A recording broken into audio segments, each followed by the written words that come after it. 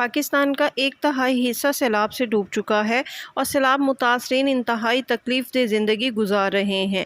نہ تو ان کے سر پر چھت ہے، نہ رہنے کو مکان ہے، نہ کھانے کو روٹی، نہ پینے کو پانی، کہ بس زندگی ہے تو گزر رہی ہے، لیکن کیسے گزر رہی ہے یہ کوئی ان لوگوں سے جا کر پوچھے۔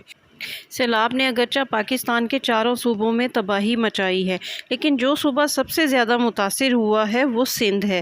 سندھ میں اس وقت غریب ہاری انتہائی قابل رحم زندگی گزارنے پر مجبور ہے۔ بچے روٹی روٹی کو ترس رہے ہیں، لیکن کوئی ان کو روٹی دینے والا نہیں ہے۔ امدادی سامان سے بھرے ٹرک آتے ہیں تو کیسے کہاں تقسیم ہو جاتے ہیں یہ کوئی نہیں جانتا۔ میڈیا کا کوئی نمائندہ ان کے پاس جا کر جب ان کی حالت زار پوچھتا ہے تو یہ لوگ آنکھوں میں آنسو لیے رو پڑتے ہیں، اور ان کی آنکھیں ایک سوالیہ نشان بن جاتی ہیں۔ وہ کہتے ہیں کہ ہمارے بچے کئی دنوں سے بھوکے ہیں، لیکن ہمیں یہاں پر روٹی دینے والا کوئی نہیں ہے۔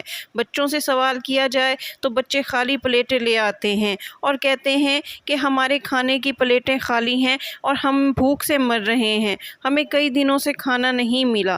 مائیں بچوں کے لیے تڑپتی ہیں اور سوال کرتی ہیں کہ روٹی ایک ہے اور کھانے والے 10 ہیں، ایک روٹی کے 4 ٹکڑے بھی کر دیں تو 10 بچوں کو کیسے کھانا کھلائیں۔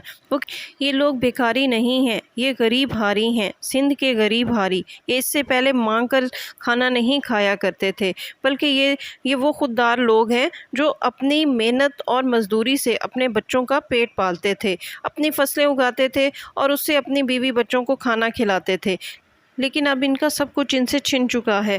نہ گھر رہا، نہ فصلیں رہیں، نہ مویشی رہے اور نہ ہی روزگار رہا۔ سیلاب کیا آیا، ان کا سب کچھ بہا کر لے گیا۔ اپنی خواتین کو 7 پردوں میں چھپانے والے یہ غریب ہاری آج اپنی خواتین کو بے پردہ سڑکوں پر لیے سوالیہ نشان بنے بیٹھے ہیں اور حکمرانوں سے سوال کر رہے ہیں کہ ہمارے ووٹوں سے منتخب ہو کر اقتدار کی کرسی پر بیٹھنے والے حکمرانوں، اب جب کہ ہمارے اوپر یہ کڑا وقت آیا ہوا ہے تو اس موقع پر ہماری داد رسی کون کرے گا، ہماری اشک شوئی کون کرے گا، ہمیں اس مشکل سے نکالنے کی ذمہ داری کس پر ہے؟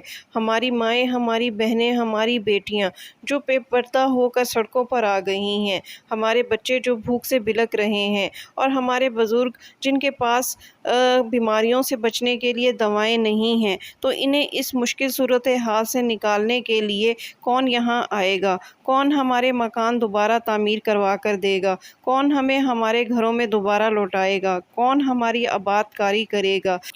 پاکستان کے جن علاقوں میں سیلاب آیا ہوا ہے وہاں پانی مسلسل جمع رہنے کے باعث وبائی امراض پھوٹ پڑے ہیں۔ یہ لوگ سیلاب سے تو بچ گئے ہیں، لیکن ان بیماریوں سے کیسے بچ پائیں گے؟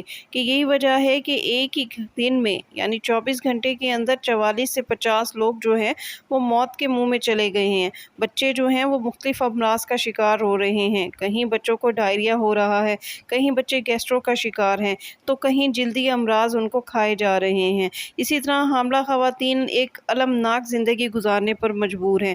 خیموں سے بے نیاز یہ لوگ، چرپائیوں پہ کھلے آسمان تلے بیٹھی خواتین انتہائی تکلیف دہ زندگی گزار رہی ہیں۔ ان میں سے بے شمار خواتین ایسی ہیں جن کا پریگنینسی کے دوران 8واں یا 9واں مہینہ چل رہا ہے اور کسی بھی وقت انہیں ڈاکٹر کی ضرورت پیش آ سکتی ہے، لیکن ان خیموں میں، ان سیلاب سے متاثرہ علاقوں میں انہیں قابل اور ماہر ڈاکٹر یا لیڈی ڈاکٹرز کی سہولیات میسر نہیں ہیں۔ ایک رپورٹ کے مطابق کہ ان سیلاب سے متاثرہ علاقوں میں تقریباً 6.5 لاکھ حاملہ خواتین موجود ہیں۔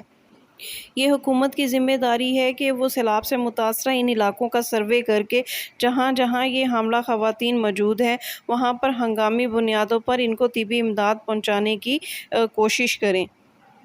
حکومت نے اگرچہ سیلاب سے متاثرہ علاقوں میں طبی کیمپ تو قائم کیے ہوئے ہیں، لیکن اس کے ساتھ ساتھ حکومت کو چاہیے کہ 1122 کی بنیاد پر اسی طرح ایمرجنسی جو ہے وہ طبی وینز چلائی جائیں، جہاں پر اگر ان خواتین کو اگر ایمرجنسی مدد کی ضرورت ہو تو یہ وینز وہاں پر ایمرجنسی اور ہنگامی بنیادوں پر پہنچ کر ان خواتین کو فوری طور پر طبی امداد مہیا کریں۔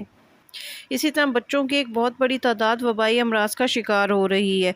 एक रिपोर्ट के मुताबिक हालिया सैलाब में पाकिस्तान में तकरीबन 3.5 करोड़ लोग मुतासिर हुए हैं, जिनमें तकरीबन 1.5 करोड़ बच्चे जो हैं वो शामिल हैं।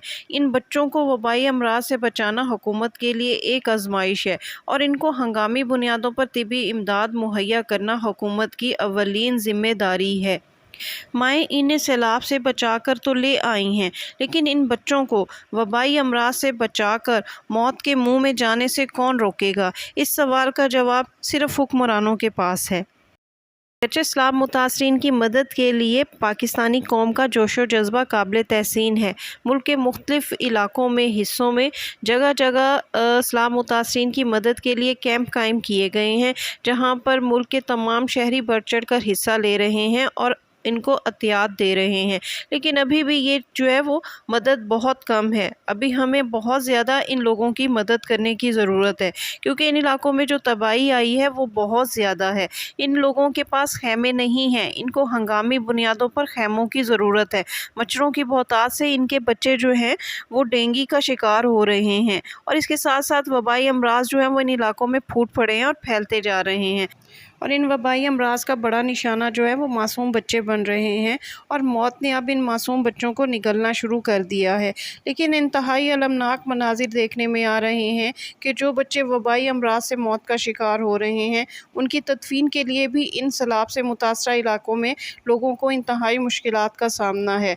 इन बच्चों की मैयत को चरपाई पर डालकर नहीं ले जाया जा सकता, क्योंकि हर तरफ पानी ही पानी है। इसलिए एक बच्चे की मैयत सैलाब मुतासरीन कढ़ाई में डालकर खुश्क जगह तक लेकर गए। ये इंतहाई तकलीफदेह और रंजीदा मनाजिर हैं। इन बच्चों को मौत के मुंह से बचाना और भरपूर ज़िंदगी वापस लौटाना हम सब की ज़िम्मेदारी है। इसके साथ ही शगुफ्ता बलोच को इजाज़त दीजिए। मेरी वीडियो पसंद आए तो इसको लाइक कीजिए, शेयर कीजिए और मेरा चैनल सब्सक्राइब करना हरगिज़ ना भूलिए।